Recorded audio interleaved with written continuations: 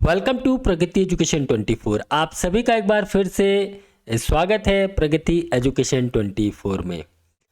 राजस्थान में एएनएम स्थायी भर्ती का विज्ञप्ति जल्दी जारी होने वाला है। हम उसी की तैयारी के लिए आपके लिए लाए हैं तैयारी जीत की। देखिए, जैसा कि हमने आपसे वादा किया था, जितना हमसे बन पड़ेगा हम आपके लिए कंटेंट लाते रहेंगे। तो आपने जो वीडियो था कल का इसी समय 7 बजे, वो आपने देख लिया होगा। अगर नहीं देखा है तो डिस्क्रिप्शन में उसका लिंक मिल जाएगा और आई बटन में उसका हम लिंक प्रोवाइड कर देंगे। यहाँ से आप उसका जो कंप्लीट सिलेबस डिस्क्रिप्शन था वो हमने दे दिया है। एटलीस्ट आपको इतनी सी तैयारी तो करनी ही है, तो आप उस तैयारी को जोरों शोरों पे तैयार रखें। तो अभी आप आराम से बैठ जाइएगा, नोटबुक आप साथ में रखिएगा। खाली वीडियो देखने से कुछ भी नहीं होने वाला है, तो नोटबुक और पेन आपके पास होना चाहिए। इसके आपको नोट्स बनाने रहेंगे। हालांकि हम लोग टेलीग्राम चैनल है, उसमें जो भी मैं ये वीडियो बनाएंगे, ये वीडियो का पीडीएफ है, आपको वहाँ पे मिल जाएगा। वहाँ से भी आप इसको प्रिंट आउट कर सकते हैं, बाकी चीज़ें आप देख सकते हैं। तो चलिए चलते हैं हम आज के नए कंटेंट की तरफ। क्या कंटेंट हम आपके लिए लेकर आए हैं, उसी को लेकर हम आगे बढ़ते हैं। उससे पहले देखिए, कुछ कमेंट्स थे हमारे पास वेबसाइट्स को लेकर। देखिए, एक वेबसाइट हमने डेवलप किया था। एक्चुअली मेरा माउस का बहुत इश्यू होता है यार।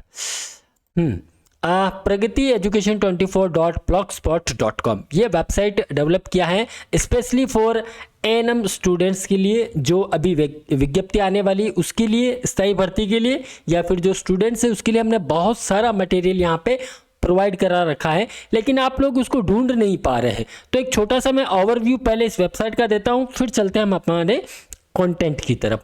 तो देखिए, सबसे पहले ये वेबसाइट इस टाइप से खुलेगी। अगर आप लैपटॉप पीसी में खोल रहे तो इस टाइप से, और नहीं तो आपके मोबाइल में क्या होता है कि छोटा शॉर्ट खुलता है, तो इस जगह पर आपको 3 डॉट देखने को मिलते हैं। 3 डॉट पर क्लिक करेंगे तो ये सारे जो मेन्यू है वो ओपन हो जाते हैं। तो देखिए, सबसे पहले होम ऑप्शन है, इसको आप छोड़ दीजिए। डेली अपडेट्स जो है, इस पर जब आप क्लिक करेंगे तो डेली अपडेट में आपको सॉरी, डेली अपडेट में आपको ये कुछ क्वेश्चंस हैं, एमसीक्यूज है, ये आपको यहाँ पे देखने को मिलेंगे। ये हमने यहाँ पे पोस्ट कर चुके हैं। जैसे nursing exam question answer part 1 दिया हुआ है, पार्ट 2 दिया हुआ है, एब्रीवेशंस दिया हुआ है,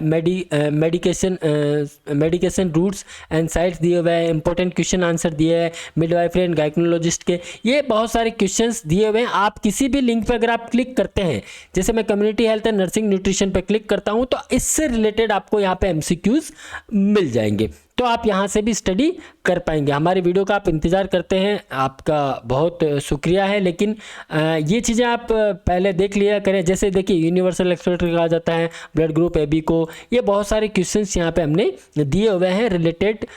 जिस आप लिंक पे क्लिक करेंगे उससे रिलेटेड यहाँ पे क्वेश्चंस आपको निकल के आ जाएंगे। तो इन सभी का आप नोट्स तैयार कर ले। हमने बिल्कुल देखिए सब्जेक्टिव दिया हुआ है, सब्जेक्ट वाइज दिया हुआ है, मेडिसिन, सर्जरी, जिस एनाटॉमी, फिजियोलॉजी, जिस पर आप क्लिक करेंगे उससे रिलेटेड आपको यहाँ पे क्वेश्चन मिलेंगे। ये रही डेली अपडेट्स की बात।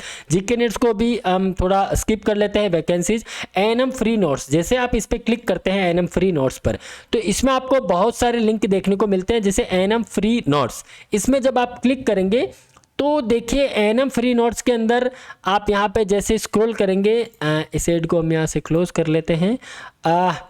यहाँ पे देखिए सेक्शन 1 में दिया हुआ है मैटरनल एंड चाइल्ड हेल्थ, इससे रिलेटेड यहाँ पे इतने सारे हमने लिंक प्रोवाइड किए हैं। आपको ऑर्गन सिस्टम के लिए यहाँ पे दिया हुआ है, नर्सिंग प्रैक्टिस के बारे में यहाँ पे दिया हुआ है, इंपॉर्टेंट डिजीज़ के बारे में यहाँ पे दिखाया गया है। तो बहुत सारी चीज़ें यहाँ पे दी हुई हैं। देखिए, ऑर्गन में human reproductive system, GI system, renal system के बारे में दिया है। आप जो पढ़ना चाहते हैं उसके आप नोट्स बनाए। मैटरनल हेल्थ एंड चाइल्ड के चाहिए तो आप उस पर क्लिक कीजिए। जैसे इंपॉर्टेंट एएनसी के बारे में, इस पर जैसे आप क्लिक करेंगे तो आपके सामने एक पीडीएफ ओपन हो जाएगा जो एक पावर पॉइंट के रूप में है, तो वो आप यहाँ से देख सकते हैं। NC important and component and reporting, जैसे आप इस पर क्लिक करेंगे तो आपके सामने इस टाइप से एक पावर पॉइंट, ये देखिए 36 पेज का है, तो इस टाइप से आपके सामने ओपन हो जाएगा। प्रसव पूर्व जांच, महत्व घटक एवं रिपोर्टिंग, इससे संबंधित डिटेल दे रखी है कि आप इसके अंदर क्या पढ़ेंगे, ये सारी चीज़ें दी हुई है। प्रसव पूर्व जांच क्या होता है इसके बारे में डिटेल दी हुई है, और यहाँ पे जांच महत्वपूर्ण क्यों है, कुल संख्या क्या है, ऐसे बहुत सारे आपको पीडीएफ यहाँ पर मिल जाएंगे। रिलेटेड सब चीज़ें यहाँ पे मिलेगी फ्री नोट्स में। फ्री एएनएम बुक की अब मैं बात करता हूँ कि पूरी बुक हमने यहाँ पे अपलोड की हुई है, आप चाहे तो बुक पढ़ सकते हैं। देखिए फर्स्ट ईयर में जो आपने पढ़ा है 4 सब्जेक्ट, ठीक है, कम्युनिटी हेल्थ नर्सिंग आपने पढ़ा है, प्राइमरी हेल्थ केयर नर्सिंग आपने पढ़ा है, हेल्थ प्रमोशन पढ़ा है और चाइल्ड हेल्थ नर्सिंग आपने फर्स्ट ईयर में पढ़ा है। वो चारों सब्जेक्ट आपको इस बुक के अंदर मिल जाएंगे। इस बुक पे जैसे आप क्लिक करेंगे तो ये बुक यहाँ पे आपके ओपन हो जाएगी। इस बुक में आपको सारी कंप्लीट डिटेल आपके फर्स्ट ईयर के चारों सब्जेक्ट आपको इसमें मिल जाएंगे। आप चाहे तो इसको भी आप यहाँ से रीड आउट कर सकते हैं। ये देखिए 259 पेज का ये बुक दिया हुआ है पूरा। इस बुक के अंदर आपको सब्जेक्ट वाइज डिटेल दी हुई है, तो आप चारों सब्जेक्ट इसी बुक के अंदर आपको मिल जाएंगे। देखिए बहुत सारे क्वेश्चंस भी मिलेंगे, एमसीक्यू क्वेश्चंस भी हैं और कंप्लीट बुक हमने यहाँ पे दी है। इसी प्रकार से सेकंड ईयर का जो मिडवाइफरी और हेल्थ सेंटर मैनेजमेंट यानी कि आपके एएनएम जो है उसकी जो लिखित परीक्षा होने वाली है उसमें स्पेशली मेंशन किया हुआ है मिडवाइफरी और हेल्थ सेंटर मैनेजमेंट को। वो जो सेकंड ईयर की बुक है वो कंप्लीट हमने यहाँ पे दी है, तो ये बुक भी आप यहाँ पे क्लिक करके रीड आउट इजीली कर सकते हैं, यहाँ से आप नोट्स बना सकते हैं। तो ये कंप्लीट 141 लगभग 141 पेज का ये बुक दिया हुआ है, सेकंड ईयर का बुक है ये। इसके अंदर सारी डिटेल यहाँ पे दी हुई है, तो इसको भी हम बैक कर लेते हैं। तो ये तो रही बुक की बात। और ये एनसीएन न्यूबॉर्न के बारे में हम बात करें तो जैसे ईडीडी कैलकुलेशन किस प्रकार से किया जाता है उसके बारे में कंप्लीट डिटेल यहाँ पे दी हुई है। नेट स्लो नहीं है, नेट बहुत फास्ट है मेरा यहाँ पे, लेकिन ऐसा नेट पे दिखता है स्लो, है ना। जैसे ईडीडी सॉरी, देखिए ठंड का मौसम है तो सबके साथ ऐसा होना लाजमी है, होता है। ईडीडी किस प्रकार से आप कैलकुलेट करेंगे उसके बारे में पूरी विधि दी हुई किस प्रकार से करना है। तो बहुत सारे नोट्स की कोई कमी नहीं है, बस आप पढ़ते रहिए, हम यहाँ पे बहुत सारी चीज़ें पोस्ट करते रहेंगे। तो ये कुछ ओवरव्यू, आप सारी चीज़ें इसमें छान मारिएगा क्या क्या चीज़ें, ये सभी आपके लिए निःशुल्क है, फ्री है, आप पढ़िए। हम चाहते हैं कि आप एएनएम बन जाएं, तो ये सारी चीज़ें हैं, आप पढ़िएगा। तो हम बात कर रहे थे आपके आज के कंटेंट के बारे में। तो आज के कंटेंट को लेकर हम चलते हैं, जो हमने कुछ तैयारी की है उसके बारे में। देखिए राजस्थान एएनएम भर्ती लिखित परीक्षा ऑर्गेनाइजेशन डिटेल। देखिए नेशनल इंटरनेशनल हेल्थ ऑर्गेनाइजेशन के बारे में आज हम बात करने वाले हैं। तो सबसे पहले इस वीडियो में हम जानेंगे trained nurse association of India TNI के बारे में। टीएनआई क्या होता है, आईएनसी क्या होता है, इंडियन नर्सिंग काउंसिल के बारे में, वर्ल्ड हेल्थ ऑर्गेनाइजेशन डब्ल्यूएचओ के बारे में, यूनिसेफ के बारे में, यूसेड के बारे में, यूएनएफपीए के बारे में, जपाइगो और कुछ एमसीक्यूज क्वेश्चंस रहेंगे। इस वीडियो में हम ये सारी जानकारी लेंगे। जैसे कि आपको सिलेबस में हमने पहले बताया था कि जो संस्थान है उस संस्थान से आपको किस किस संस्थान के बारे में जानकारी होनी चाहिए, और भी जो वीडियो ऐड होंगे वो आपको यहाँ पे पोस्ट कर देंगे, प्रोवाइड हो जाएंगे आपको। तो आज हम इनके बारे में यहाँ पे बात करने वाले हैं। नोट्स आप तैयार करते रहे, साथ साथ आप लिखते रहे। किसमें आपको देखिए इनमें कुछ भी ज़्यादा टेंशन लेने की ज़रूरत नहीं है। जो ऑर्गेनाइजेशन है केवल उसका फुल फॉर्म, उसका नाम पता हो और उसका जो मुख्यालय है या फिर उसका स्थापना कब हुई है, बस इतना सा आपको लोड लेना है। इसके अलावा आपको कुछ भी एक्स्ट्रा टेंशन लेने की ज़रूरत नहीं है, क्योंकि प्रगति एजुकेशन आपके साथ है। तो इन सभी के बारे में हम जानकारी प्राप्त करते हैं। तो चलिए चलते हैं हम हमारे वीडियो की तरफ। देखिए सबसे पहले बात कर लेते हैं हम international council of nurses ICN। ICN के बारे में अगर मैं बात करूं तो देखिए international council of nurse ICN 130 से अधिक राष्ट्रीय नर्स संघों यानी कि ANA का एक संघ है जो दुनिया भर के 20 मिलियन से अधिक नर्सों का प्रतिनिधित्व करती है और 1899 में स्थापित हुआ है। यानी कि आपको क्या याद रखना है, ICN की स्थापना कब हुई है, या ICN के अगर फुल फॉर्म आ जाए तो international council of nurses. ICN का फुल फॉर्म क्या होता है, international council of nurses ICN। तो 1899 में इसकी स्थापना हुई है। ICN स्वास्थ्य पेशेवर के लिए दुनिया का पहला और सबसे व्यापक पहुंच वाला अंतर्राष्ट्रीय संगठन है।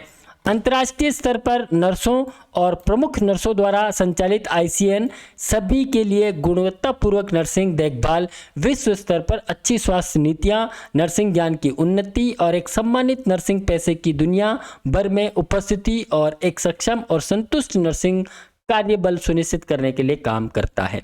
कहने का मतलब ये है कि आपको इतनी सारी रामायण याद करने की जरूरत नहीं है, आपको केवल आईसीएन का फुल फॉर्म पता हो और इसकी स्थापना कब हुई हो, इतना सा ध्यान रहे। और वास्तविक में इनकी जो कार्य है या फिर ये किस कार्य के लिए या कहाँ तक सीमित है, उसके बारे में आपको इसका नॉलेज होना चाहिए।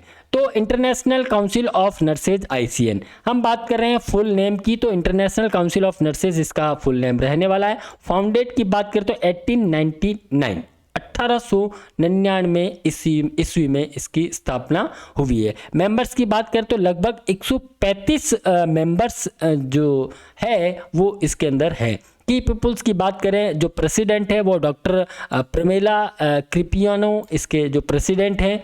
और ऑफिस लोकेशन की अगर बात करें तो आईसीएन का जो ऑफिस लोकेशन है वो लोकेशन है जेनेवा स्विट्जरलैंड के अंदर, ठीक है। यानी कि इसका मुख्यालय, यानी कि अगर ऐसा पूछ ले कि आईसीएन का मुख्यालय, इंटरनेशनल काउंसिल ऑफ नर्सेज का मुख्यालय कहाँ है, तो जेनेवा में है। इसकी वेबसाइट है, ये याद रखने की जरूरत नहीं है, www.icn.ch इसका वेबसाइट है। और जेनेवा में इसका मुख्यालय जो स्विट्जरलैंड के अंदर है और 1899 के अंदर इसका स्थापना हुई है। ये हुआ है आपका international council of nurses ICN के बारे में।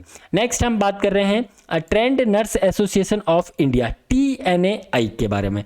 भारतीय प्रशिक्षित नर्स संघ टीएनआई विभिन्न स्तरों पर नर्स पेशेवरों का एक राष्ट्रीय संगठन है।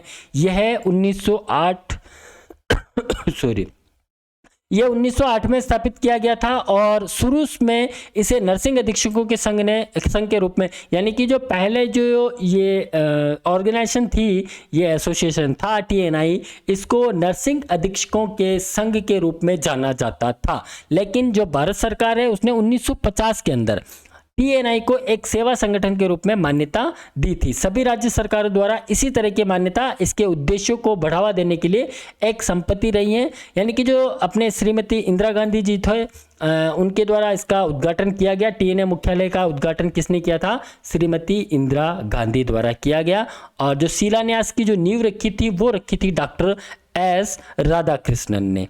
तो इसमें याद रखने की बातें हो गई आपके लिए trained nurse association of India TNI के बारे में, ठीक है। टीएनआई इसका शॉर्ट फॉर्म है और trend nurse association of India इसका फुल फॉर्म रहने वाला है। देखिए 1908 में इसकी स्थापना हुई है, ठीक है, ये याद रखना है। लेकिन 1908 में जब स्थापना हुई थी तब इसको नर्सिंग अधीक्षकों का जो संघ है उसके रूप में इसको जाना जाता था। लेकिन जो इंडियन गवर्नमेंट है, भारत सरकार है, उसने 1950 में टीएनआई को एक सेवा संगठन के रूप में मान्यता दे दी है। 1950 में दी है मान्यता भारत सरकार ने, ये ध्यान रखिएगा। श्रीमती इंदिरा गांधी जी है, उन्होंने टीएनआई का जो मुख्यालय है वो कहाँ है उसके बारे में हम बात करेंगे। उसकी उद्घाटन किया था और शिलान्यास की जो नींव है वो डॉक्टर राधाकृष्णन ने रखी थी। Trained nurse association of India TNI 1908 में इसको फाउंडेशन था इसका। नेशनल जो प्रेसिडेंट है अभी प्रोफेसर डीआर रॉय के जॉर्ज इसके नेशनल प्रेसिडेंट है। और ऑफिस लोकेशन की बात करें तो ऑफिस इसका हेड ऑफिस जो है न्यू दिल्ली के अंदर इसका हेड ऑफिस है टीएनआई का, ठीक है। ये वेबसाइट इसकी दे रखी है tniionline.org। नोट्स आप साथ में बनाते रहिएगा, है ना, आप नोटबुक साथ में रखिएगा। इंडियन नर्सिंग काउंसिल INC, भारतीय नर्सिंग परिषद, यानी कि भारत में नर्सों एवं उनकी शिक्षा की नियामक संस्थान है। ये स्वास्थ्य एवं परिवार कल्याण मंत्रालय भारत सरकार के अधीन भारतीय नर्सिंग परिषद अधिनियम 1947 की धारा 3 के अंतर्गत भारत में नर्सों के प्रशिक्षण के मानक तय करने एवं उनकी एक समान शिक्षा का प्रावधान करने हेतु की गई थी। अभी क्या है, एक की वेबसाइट है, देखिए www.nrts.indiannnursingcouncil.gov.in पद पर, यानी कि जो नर्स पंजीकरण है वो ट्रैकिंग सिस्टम इन्होंने NRTS लागू किया। उनका आधारित बायोमेट्रिक प्रमाणीकरण करके आप यहाँ पे ऑनलाइन, यानी कि अगर आप ट्रेंड नर्स है आपने किसी भी स्टेट नर्सिंग काउंसिल से आपने कोई भी नर्सिंग से रिलेटेड कोर्स किया है तो आप यहाँ पे जाके आपका एक यूनिक आईडी नंबर आप यहाँ से ले सकते हैं और इसके लिए आप इस वेबसाइट को विजिट कर सकते हैं। मैं बात कर रहा हूँ आईएनसी की। देखिए आईएनसी क्या है आप समझिए, इंडियन नर्सिंग काउंसिल। जो आईएनसी है वो जो नर्स है, जो नर्सों के जो प्रशिक्षण कोर्स करवाए जाते हैं नर्सिंग के क्षेत्र में, उन सब का जो मानक है वो आईएनसी द्वारा तय किया जाता है। सिलेबस सारी चीज़ें जो है और उसके जो कॉलेजेस हैं उन सब के मानक आईएनसी द्वारा तय किए जाते हैं। ये इंडिया लेवल पे रन करता है ऑर्गेनाइजेशन। और इसके अंडर में अगर मैं बात करूं तो स्टेट काउंसिल जितने भी हैं, जैसे आपका राजस्थान स्टेट काउंसिल है, एमपी हो गया, यूपी हो गया, जितने भी स्टेट काउंसिल है वो सारे इसके अंडर आते हैं। ठीक है, अब यहाँ मैं अगर आरएनसी की बात करूँ, आईएनसी आपको पता है, आरएनसी राजस्थान नर्सिंग काउंसिल, क्योंकि हम राजस्थान की बात कर रहे हैं तो राजस्थान नर्सिंग काउंसिल के बारे में अगर मैं आपको बताऊं तो राजस्थान नर्सिंग काउंसिल के लिए आपका एएनएम कोर्स हो गया, जीएनएम हो गया, है ना। तो ये सारे जो कोर्सेज आप करते हैं, ठीक है, नर्सिंग कोर्सेज जो हो गए पीएससी, तो ये सारे कोर्सेज का जो रजिस्ट्रेशन है वो आरएनसी द्वारा दिया जाता है। आरएनसी में जो है सभी चीज़ें ऑनलाइन होती है, आपका रजिस्ट्रेशन से लेकर आपकी बहुत सारे एग्जामिनेशन, सारी चीज़ें आरएनसी के आप वेबसाइट पे विजिट कर सकते हैं। तो ये आईएनसी है, Indian nursing council, INC. Next हम बात कर रहे हैं इंटरनेशनल हेल्थ ऑर्गेनाइजेशन में वर्ल्ड हेल्थ ऑर्गेनाइजेशन WHO के बारे में। WHO विश्व स्वास्थ्य संगठन WHO विश्व के देशों के स्वास्थ्य संबंधी समस्याओं पर आपसी सहयोग एवं मानक विकसित करने की ये संस्था WHO वर्ल्ड हेल्थ ऑर्गेनाइजेशन विश्व स्वास्थ्य संगठन के 194 सदस्य देश है। ऐसा पूछा जा सकता है कि WHO में कितने जो सदस्य देश हैं वो कितने हैं, तो आपको याद रखना है 194 सदस्य देश हैं जो WHO विश्व स्वास्थ्य संगठन के सदस्य देश है, तथा 2 संबद्ध सदस्य हैं। ये संयुक्त राष्ट्र संघ की एक अनुषंगिक इकाई है। इस संस्था की स्थापना 7 अप्रैल 1948 को की गई है, यानी कि 7 अप्रैल 1948 को इसकी स्थापना हुई थी। किसकी? WHO की। ठीक है, इसका उद्देश्य संसार के लोगों को स्वास्थ्य का स्तर ऊंचा करना है, यानी कि WHO का जो उद्देश्य वो क्या है? स्वास्थ्य का स्तर ऊंचा करना है लोगों के, है ना। WHO का मुख्यालय स्विट्जरलैंड के अंदर जेनेवा शहर है, वहाँ पे स्थित है, यानी कि WHO का जो मुख्यालय है वो जेनेवा में है, वो स्विट्जरलैंड है, उसका जेनेवा का एक शहर है, उसके अंदर इसका ऑर्गेनाइजेशन का हेडक्वार्टर है। ठीक है, भारत भी विश्व स्वास्थ्य संगठन का एक सदस्य देश है, यानी कि इंडिया भी WHO का, यानी कि 194 जो सदस्य देश है उसमें इंडिया का भी नाम है। इसका भारतीय मुख्यालय भारत की राजधानी दिल्ली में स्थित है, यानी कि इंडिया के अंदर भी WHO का मुख्यालय स्थित है। जितने भी 194 सदस्य देश है उन सभी देशों के अंदर WHO का एक मुख्यालय स्थित है। इंडिया के मुख्यालय की हम बात करें तो इंडिया का जो WHO का मुख्यालय है, अगर ऐसा क्वेश्चन आ जाए भारतीय मुख्यालय सॉरी भारतीय मुख्यालय, यानी कि WHO का भारतीय मुख्यालय वो कहाँ स्थित है, तो आपको याद रखना है वो दिल्ली के अंदर स्थित है, न्यू दिल्ली के अंदर। ठीक है, और अब WHO के जो मेन हेडक्वार्टर की अगर बात करें तो वो है स्विट्जरलैंड के जेनेवा शहर में। ठीक है, WHO वर्ल्ड हेल्थ ऑर्गेनाइजेशन विश्व स्वास्थ्य संगठन WHO विश्व के देशों के स्वास्थ्य संबंधी समस्याओं को आपसी सहयोग में है। 194 इसके 2 देश हैं जो 7 अप्रैल को इसकी स्थापना की गई है। ये शायद आई थिंक ऑपरेटर ने डबल टाइप कर दिया है। ठीक है, तो WHO के बारे में ये आप ध्यान रखिएगा। नेक्स्ट हम बात कर लेते हैं यूनिसेफ के बारे में। यूनिसेफ का नाम आपने सुना होगा, United Nations International Children's Emergency Fund. देखिए, संयुक्त राष्ट्र बाल कोष नेशनल चिल्ड्रंस फंड, लघु नाम यानी कि इसका शॉर्ट नेम है वो है यूनिसेफ। अगर यूनिसेफ आए तो यूनिसेफ का पूरा नाम क्या है? Sorry, United Nations International Children's Emergency Fund UNICEF, ठीक है। इसकी स्थापना आरंभिक उद्देश्य यानी कि जो सेकंड वर्ल्ड वार उसकी बात कर रहे हैं, यानी कि द्वितीय विश्व युद्ध में नष्ट हुए राष्ट्रों के बच्चों को खाना और स्वास्थ्य सेवाएं उपलब्ध कराना था। इसकी स्थापना संयुक्त राष्ट्र संघ की महासभा ने 11 दिसंबर 1946 यानी कि 11 दिसंबर 1946 को की थी। यानी कि 1953 में यूनिसेफ संयुक्त राष्ट्र का स्थायी सदस्य बन गया था। उस समय इसका नाम United Nations international children fund की जगह यूनाइटेड नेशंस चिल्ड्रंस फंड कर दिया गया था। इसका मुख्यालय न्यूयॉर्क के अंदर है। इसका मुख्यालय कहाँ है? न्यूयॉर्क में है। यूनिसेफ का मुख्यालय कहाँ है? न्यूयॉर्क शहर के अंदर है। यूनिसेफ का मुख्यालय न्यूयॉर्क शहर में है। यूनिसेफ की स्थापना 11 दिसंबर 1946 को की गई है। यूनिसेफ का पूरा नाम United Nations International Children's Emergency Fund है, ठीक है। इतना सा आपको ध्यान में रखना है। यूनिसेफ को 1965 में उसके बेहतर कार्यों के लिए शांति के नोबेल पुरस्कार से सम्मानित किया गया था। सॉरी, यूनिसेफ को देखिए शांति के नोबेल पुरस्कार से सम्मानित किया गया था 1965 में, यानी कि बेहतर परफॉर्मेंस के लिए 1965 में नोबेल पुरस्कार से सम्मानित हुए थे। और 1989 में संगठन को इंदिरा गांधी शांति पुरस्कार भी प्रदान किया गया था। यानी कि जो ऑर्गेनाइजेशन है यूनिसेफ ऑर्गेनाइजेशन, उसको 1965 में नोबेल पुरस्कार मिला था। ऐसा पूछा जा सकता है कि शांति का नोबेल पुरस्कार किसे मिला था, तो यूनिसेफ को मिला था। कब मिला था? 1965 को मिला था। 89 में संगठन को इंदिरा गांधी शांति पुरस्कार भी मिला था। 89 में क्या मिला था? इंदिरा गांधी शांति पुरस्कार मिला था। ये एक ऐसी ऑर्गेनाइजेशन है, इंडिविजुअल एक ऐसी ऑर्गेनाइजेशन है जिसने ये पुरस्कार हासिल किए हैं। ये आप थोड़ा सा ध्यान रखिएगा। यूनिसेफ का जो सप्लाई प्रभाग कार्यालय है वो कोपेनहेगन डेनमार्क के अंदर है। ये ध्यान रखिएगा। यूनिसेफ जो सप्लाई करता है, सप्लाई का मतलब यूनिसेफ क्या सप्लाई करता है, यूनिसेफ क्या चीज़ है, यह बहुत महत्वपूर्ण सामान सप्लाई करता है। जैसे आपके जो जीवन रक्षक टीके हो गए, HIV पीड़ित बच्चों एवं उनकी माताओं के लिए दवा, कुपोषण के उपचार के लिए दवाएं, आकस्मिक आश्रय आदि के वितरण की प्राथमिक जगह होती है। 36 सदस्यों का कार्यकारी दल यूनिसेफ के कामों की देखरेख करता है। यानी कि इनका जो कार्यालय है, हेड ऑफिस है, जो सप्लाई अनुभाग है उसकी बात कर रहा हूँ, वो कोपेनहेगन डेनमार्क के अंदर है यूनिसेफ का, ठीक है। अब बात कर रहे हैं हम यूसेड के बारे में। यूसेड क्या है? United state agencies for international development. United state agencies for international development संयुक्त राज्य अमेरिका की संघीय सरकार की एक स्वतंत्र एजेंसी है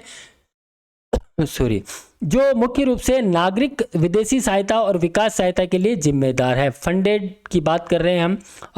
फॉर्मुलेट नवंबर 3, 1961। 1900 यार ये माउस का क्या इश्यू है बार बार। नवंबर 3, 1961 यानी 1961 में इसकी स्थापना हुई है, ठीक है। प्रोसीड एजेंसी अगर बात करें तो इंटरनेशनल कॉर्पोरेशन एडमिनिस्ट्रेशन इसका प्रोसीडिंग एजेंसी है। हेडक्वार्टर जो है Ronald Reagan Building Washington DC के अंदर। वाशिंगटन DC आपको याद रखना है, वाशिंगटन DC।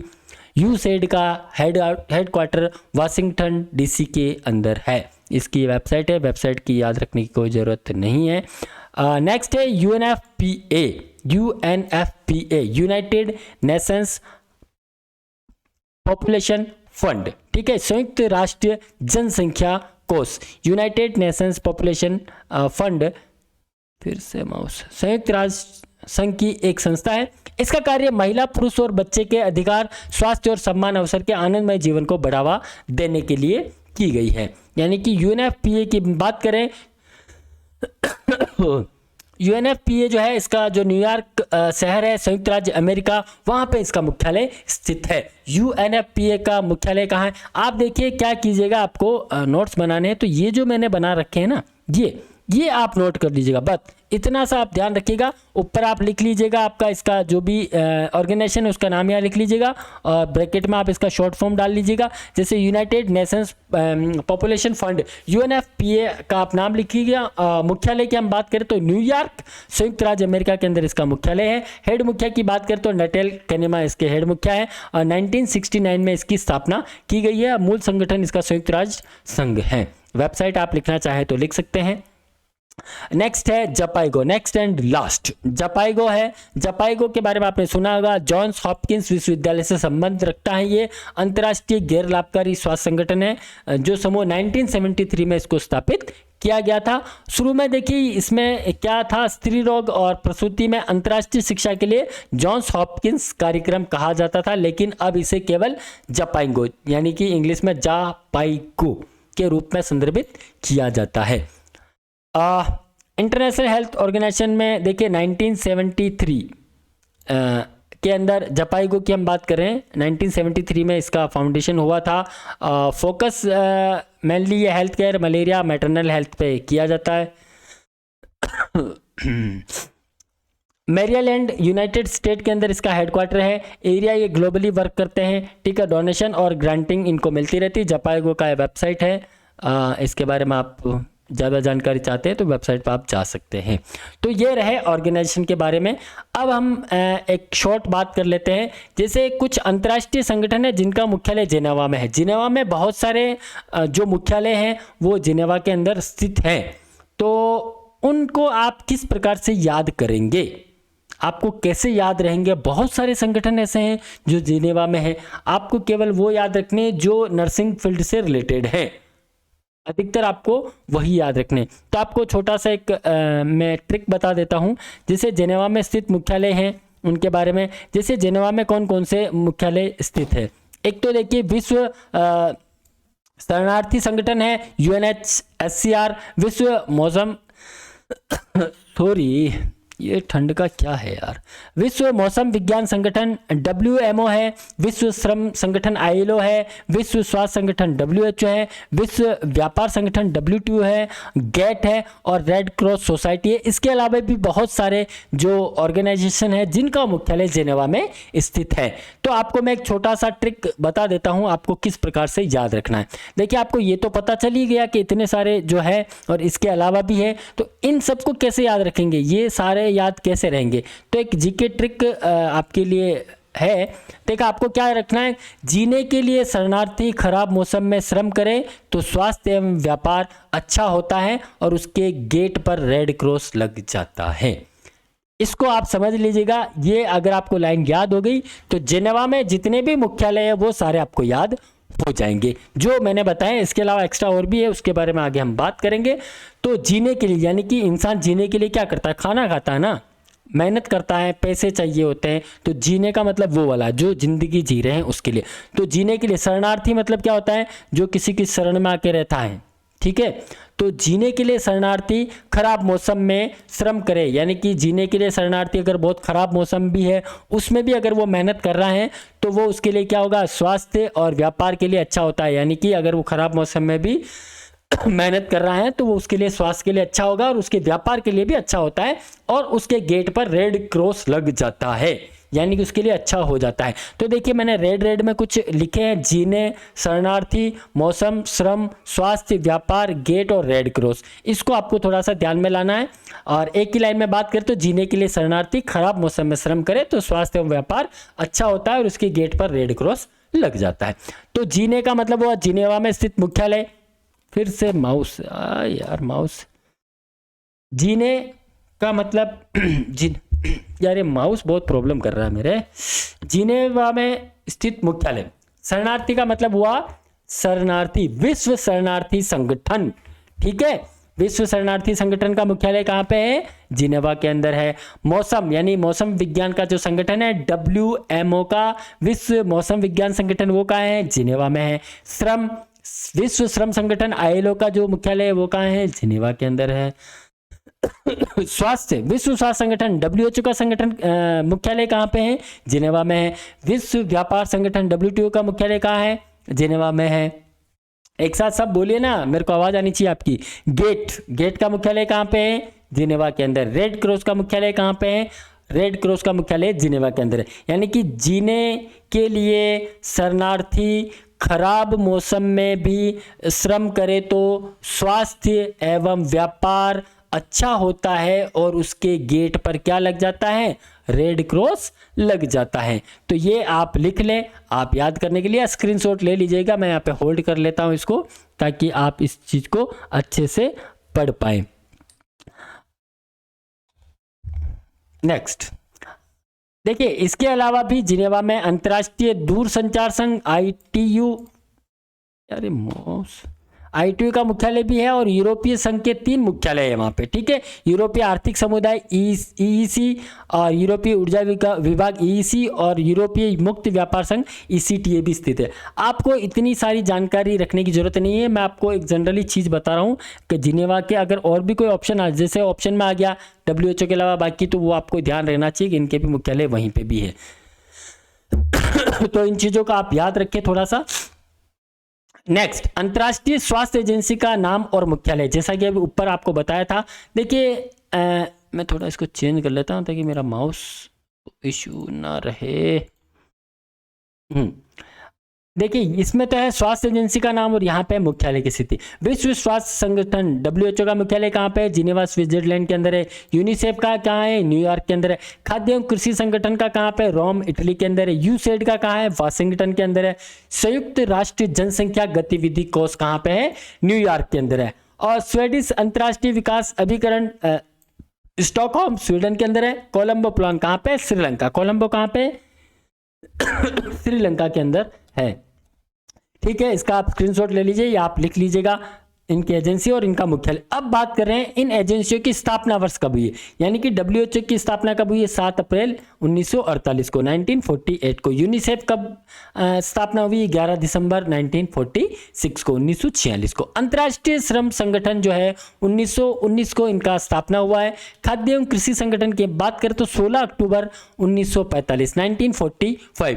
विश्व स्वास्थ्य संगठन 7 अप्रैल, ये फिर से आ गया है यार, ये ऑपरेटर क्या करता है, बार बार हर चीज़ को डबल डाल देता है। 7 अप्रैल को यूनिसेफ, 11 दिसंबर अंतर्राष्ट्रीय श्रम संगठन, ये फिर से डाल दिए, ठीक है।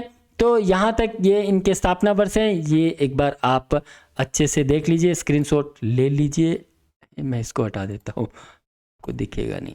ओके, तो ये संगठन के नाम है। स्वैच्छिक स्वास्थ्य एजेंसियां भी है जो कब बनी है और उनका स्थापना वर्ष क्या है? इंडियन रेड क्रॉस सोसाइटी, ठीक है। ये इंडियन रेड क्रॉस सोसाइटी जो है उसका स्थापना वर्ष क्या है? 1920, 1920 में। भारतीय तपेदिक संघ जो है 1939 में इसका स्थापना वर्ष है, स्थापना हुई है। भारतीय बाल कल्याण परिषद 1952 में और family planning association of India 1949 में। ये आपको याद होना चाहिए, एग्जाम में कुछ भी पूछा जा सकता है। देखिए ANM है, पहली बार भर्ती आई है राजस्थान में, तो कुछ नहीं कहा जा सकता है कि क्या वहाँ पूछा जाएगा, तो इसलिए आपको पढ़ना सब कुछ है, ठीक है। हमारी कोशिश रहेगी हम आपको बहुत सारी चीज़ें बताते रहें। स्थापना वर्ष ये फिर से आपको बता दिया था एक बार, है ना।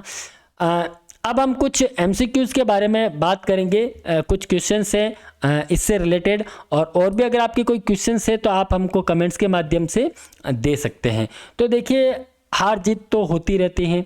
आपको देखो, YouTube एक अथाह समुद्र है, आपको बहुत सारे चैनल्स मिल जाएंगे जहाँ पे खूब सारी जानकारी आपको मिलेगी। जहाँ से जो मिल रहा है उसको लपेट लो, नोट्स बना लो, जीके जहाँ मिल रहा है, जहाँ जो चीज़ मिल रही है उसको ले लीजिए। हर जगह से आप पढ़िए और इतना पढ़िए कि आप जीत जाएं, ठीक है।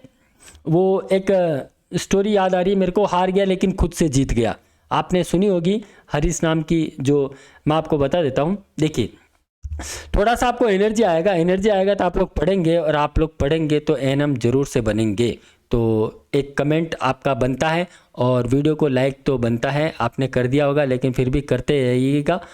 देखिए, हरीश नाम का एक लड़का था, उसको दौड़ने का बहुत शौक था, ठीक है। जैसा आप लोगों को पढ़ने का शौक अभी लग गया होगा कि आपकी वैकेंसीज आने वाली हैं, और देखिए सभी का सपना होता है एक सरकारी नौकरी पाने का, गवर्नमेंट जॉब पाने के लिए एक सभी का सपना होता है। वो सपना आपका भी हम चाहते हैं कि जो भी हमारे सभी व्यूअर्स हैं उन सबका सपना पूरा हो जाए, इस प्रकार की हमारी सब आपसे आपको दुआ है हमारी।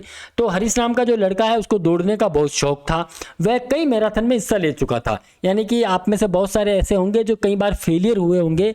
देखिए, मैं भी बहुत जगह फेलियर हुआ हूँ, लेकिन बहुत कुछ चीज़ें होती हैं, आप उसी चीज़ को बार बार करते रहेंगे तो एक ना एक दिन आप उसमें सक्सेस जरूर हो जाते हैं। तो हरीश नाम का एक लड़का था, उसको दौड़ने का बहुत शौक था, वह कई मैराथन में हिस्सा ले चुका था, परंतु वह किसी भी रेस को पूरा नहीं करता था, यानी कि दौड़ता था लेकिन कोई रेस पूरी होती नहीं थी। यानी कि आप एग्ज़ाम दे रहे हो और कहीं ना कहीं जाके आप पूरा अटक जाते हैं, आप जॉब में नहीं जा पा रहे हैं। कई बार मेहनत कर रहे हैं, आप मेहनत करते हैं और फिर आप जो आपकी हार का ठीकरा है वो किसी और पे फोड़ देते हैं कि उसकी गलती से ऐसा हुआ है, लेकिन ऐसा नहीं होता है। वो गलती आपकी होती है, आप गलतियाँ स्वीकार करना सीखें। तो हरीश नाम का लड़का था, उसको दौड़ने का बहुत शौक था, मैराथन में हिस्सा ले चुका था लेकिन किसी भी रेस को पूरा नहीं करता था। एक दिन उसने ठान लिया कि चाहे कुछ भी हो जाए वह रेस को पूरी जरूर करेगा। अब रेस शुरू हुई, एक दिन हरीश ने भी दौड़ना शुरू किया, धीरे धीरे धीरे धीरे दौड़ता रहा, लेकिन सारे धावक जो थे वो उससे आगे निकल रहे थे। लेकिन अब फिर भी हरीश को लग रहा था कि मैं फिर से हार जाऊंगा, मगर अब हरीश थक गया था, वह रुक गया और फिर उसने खुद से बोला कि अगर मैं दौड़ नहीं सकता तो कम से कम चल तो सकता हूँ। तो सारे धावक उससे आगे दौड़ रहे थे और हरीश चलने लगा, यानी कि दौड़ना उसने बंद कर दिया क्योंकि वो थक गया था और कम से कम चल तो सकता हूँ, तो वो चलने लगा। उसने ऐसा ही किया, वह धीरे धीरे धीरे चलने लगा, मगर वह आगे जरूर बढ़ रहा था लेकिन उन धावक से आगे नहीं निकल पा रहा था। अब वह बहुत ज़्यादा थक गया और नीचे गिर पड़ा। तो उसने खुद को बोला कि वह कैसे भी करके आज दौड़ को पूरी जरूर करेगा। वह जिद करके वापस उठा और लड़खड़ाते हुए आगे बढ़ने लगा। अंततः वह रेस पूरी कर गया, लेकिन वह रेस हार चुका था क्योंकि वो धीरे धीरे चल रहा था और बाकी सारे धावक उससे आगे निकल चुके थे। लेकिन आज उसका विश्वास चरम पर था क्योंकि आज से पहले रेस को कभी भी पूरा नहीं कर पाया था। वह जमीन पर पड़ा हुआ था क्योंकि उसके पैरों की मांसपेशियों में बहुत खिंचाव हो चुका था, लेकिन आज वह बहुत खुश था क्योंकि वह हार कर भी जीता था। यानी कि कहने का मतलब क्या है कि उसने इस बार अपनी रेस को पूरा किया था, यानी कि रेस को बीच में अधूरा नहीं छोड़ा, चाहे वो धीरे धीरे रेंगता हुआ ही क्यों ना गया हो, लेकिन अपनी रेस को कंप्लीट किया। एटलीस्ट आपको आपका कर्म करना है, आपको आपकी स्टडी करनी है। आपको 10 घंटे का टाइम मिलता है तो आप पढ़िए, आपको 5 मिल रहे हैं तो पढ़िए, 1 घंटे का टाइम मिल रहा है तो भी आप पढ़िए। आप अपना कर्म करते रहिएगा। अगर आप पढ़ते रहेंगे तो एक दिन सफलता जरूर मिलेगी। कुछ MCQs हैं, ज़्यादा नहीं, 10 MCQs हैं, उसके बारे में हम बात कर लेते हैं, उसके बाद हम वीडियो को एंड करेंगे। विश्व स्वास्थ्य दिवस कब मनाया जाता है? सबको पता होना चाहिए कब मनाया जाता है विश्व स्वास्थ्य दिवस। 7 अप्रैल को विश्व स्वास्थ्य दिवस मनाया जाता है। यहाँ पे आंसर दिया। तबीयत देखिए ख़राब है, खांसी हो रही है, फिर भी हम लोग लगे हुए हैं आपके लिए, लेकिन आप लोग पढ़ने का नाम नहीं ले रहे हैं। हाँ, विश्व स्वास्थ्य संगठन की स्थापना कब हुई है? देखिए यहाँ पे पूछा है विश्व स्वास्थ्य दिवस कब मनाया जाता है? 7 अप्रैल को मनाया जाता है, ठीक है। और विश्व स्वास्थ्य संगठन की स्थापना कब हुई थी? तो जब मनाया जाएगा तभी तो स्थापना हुई होगी ना। 7 अप्रैल 1948 को इसकी स्थापना हुई है। विश्व स्वास्थ्य संगठन WHO में कितने सदस्य राष्ट्र हैं? यानी कि कितने? 194। ऊपर अपन ने पढ़ा था WHO में कितने सदस्य राष्ट्र हैं। अगर आपने नोट्स बनाए होंगे तो बखूबी आपको याद रहा हुआ होगा। विश्व स्वास्थ्य संगठन WHO का मुख्यालय कहाँ पे है? Paris, Washington DC। यार मैंने आंसर आपको पहले दिखा रखे तो आप तो देख रहे होंगे यहाँ से। नेक्स्ट बार ये चीज़ ध्यान रखना पड़ेगा। तो इसका जो मुख्यालय है वो है जिनेवा के अंदर। WHO का मुख्यालय कहाँ पे है? जिनेवा में है। और इंडिया का कहाँ पे है? विश्व स्वास्थ्य संगठन न्यू दिल्ली में ना। विश्व स्वास्थ्य संगठन WHO की पहली भारतीय उप महानिदेशक डेप्यूटी डायरेक्टर जनरल कौन थी? विश्व स्वास्थ्य संगठन WHO की पहली भारतीय उप महानिदेशक डेप्यूटी डायरेक्टर जनरल कौन थी? सौम्या स्वामीनाथन, ठीक है। ये फिर से माउस है यार। सौम्या स्वामीनाथन जो है वो WHO की पहली भारतीय है ना, ये आप ध्यान रखिएगा। भारतीय महिला भारतीय उप महानिदेशक जो थी वो सौम्या स्वामीनाथन है, ठीक है। बी राइट है इसमें। विश्व स्वास्थ्य संगठन WHO के पहले महानिदेशक यानी कि डायरेक्टर जनरल कौन थे? वो कौन थे? डॉक्टर क्रिस्लोम। ये जो महानिदेशक थे WHO के पहले बने थे। 2022 में, अभी 2022 में विश्व स्वास्थ्य दिवस का जो थीम है वो क्या रखा गया है? वो रखा गया है आवर प्लेनेट आवर हेल्थ, ठीक है। ये इसका थीम रखा गया है। ऐसा पूछा जा सकता है कि 2022 में WHO की थीम क्या थी, ठीक है। ए इसमें राइट है। स्वास्थ्य पर प्रमुख प्रकाशन विश्व स्वास्थ्य रिपोर्ट हर साल जारी किया जाता है, यानी कि WHO जो है वर्ल्ड हेल्थ ऑर्गेनाइजेशन हर साल हेल्थ पर एक रिपोर्ट जारी करता है। तो ये पूछ रहे हैं कि हर साल जो विश्व पर स्वास्थ्य रिपोर्ट आती है वो किसके द्वारा जारी की जाती है, वर्ल्ड फूड प्लान के द्वारा, यूनिसेफ के द्वारा, INC के द्वारा या वर्ल्ड हेल्थ ऑर्गेनाइजेशन के द्वारा। तो किसके द्वारा की जाती है, WHO के द्वारा इसकी रिपोर्ट जारी की जाती है हर साल। विश्व स्वास्थ्य संगठन में कितने देशों में इसके ऑफिस स्थित है, लगभग 150 देशों में इसके ऑफिस स्थित हैं। भारत में विश्व स्वास्थ्य संगठन का मुख्यालय कहां पर स्थित है, जयपुर, न्यू दिल्ली, पंजाब, हरियाणा। तो न्यू दिल्ली के अंदर WHO का मुख्यालय स्थित है।